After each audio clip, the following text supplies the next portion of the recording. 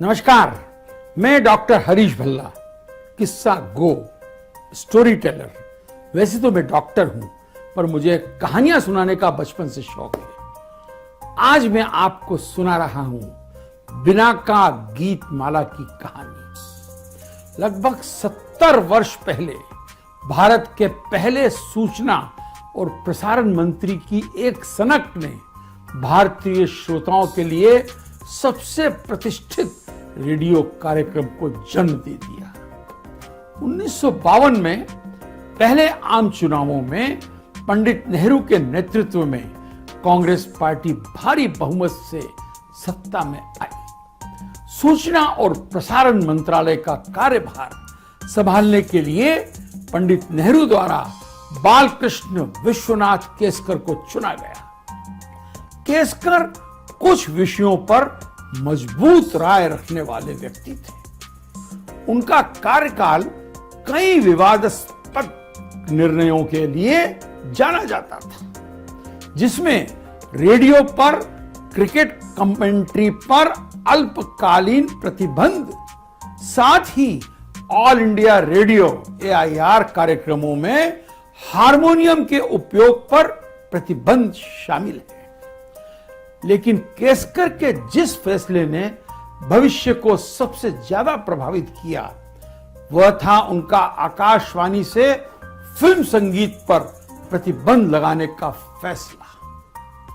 शास्त्रीय संगीत के प्रति उत्साही केसकर का मानना था कि फिल्म संगीत भारतीय शास्त्रीय संगीत को अपूरणीय क्षति पहुंचा रहा है।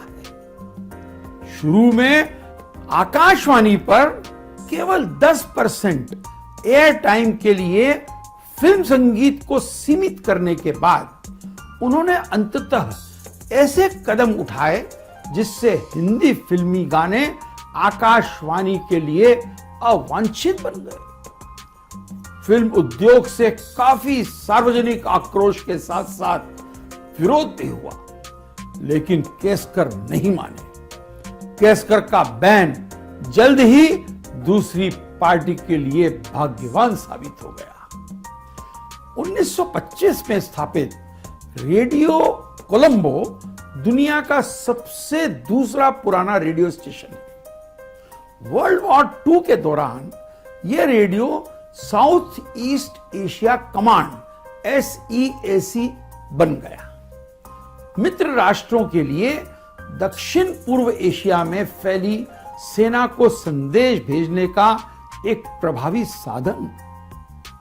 1948 में जब सिलोन, श्रीलंका स्वतंत्र हुआ, तो पूर्व रेडियो SEAC रेडियो सिलोन बन गया, जिसने आधिकारिक तौर पर दिसंबर 1949 में अंग्रेजी, तमिल और हिंदी में कार्यक्रमों के साथ साथ अपनी यात्रा शुरू की और तेजी से लोकप्रियता हासिल कर ली। एक उद्यमी अमेरिकी डेनियल मोलिना ने भारत में एक महान व्यापार का अवसर भांपते हुए रेडियो सिलोन के कार्यक्रमों के लिए प्रायोजकों की भर्ती के लिए 1951 में मुंबई में रेडियो विज्ञापन सेवा नाम की एक कंपनी की स्थापना की। मोलिना ने रेडियो सिलोन की प्रोडक्शन शाखा radio enterprises private limited REPL एवं हामिद सयानी नामक एक आकाशवाणी प्रसारक को इसका नेतृत्व करने के लिए नियुक्त कर दिया।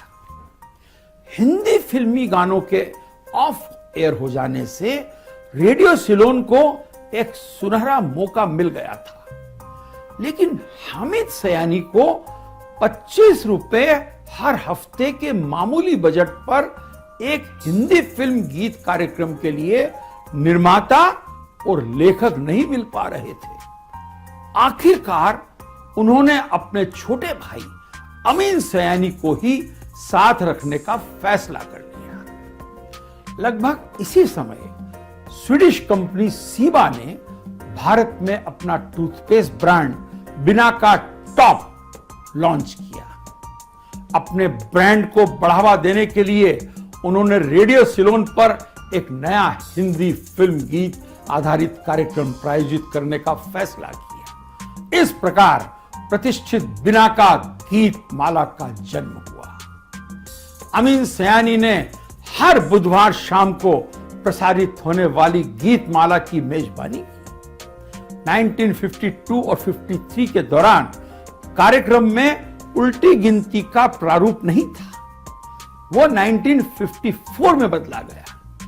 रैंकिंग रिकॉर्ड बिक्री के साथ साथ फैन पोस्टकार्ड के आधार पर तय की गई थी। बाद में कार्यक्रम वालों को यह पता चलने के बाद यह हटा दिया गया कि कई श्रोता कई प्रविष्टियां भेज रहे हैं। बिना का गीत माला की इतनी लोकप्रियता थी कि केसकर और आकाशवाणी को एक कदम पीछे हटना पड़ा और 1957 में फिल्मी गीतों के प्रसारण के लिए विविध भारती को लॉन्च करना पड़ा। लेकिन यह बिना का गीत माला के उदय को पटरी से नहीं उतार सके। हर बुधवार की शाम पूरा उपमहाद्वीप, साउथ एशिया प्रतिष्ठित इन पंक्तियों को सुनने के लिए बेसब्री से इंतजार करता था। जी हां भाइयों और बहनों, मैं हूं आपका दोस्त अमीन सयानी और आप सुन रहे हैं बिना का गीत माला।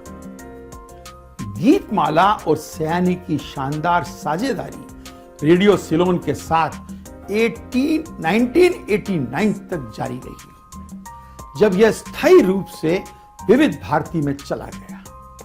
शीर्षक बिनाका से बदलकर सिबाका गीत माला हो गया। शो ने अपने वफादार दर्शकों को बनाए रखा। आखिरकार गीत माला का 42 वर्ष का सफर 1994 में खत्म हुआ, लेकिन भारतीयों की कई पीढ़ियों तक गीत माला हमेशा उनके दिल के करीब रहेगी और अमीन सयानी को नहीं भूल पाएगी।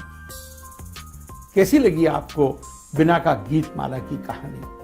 बताइए। नमस्कार।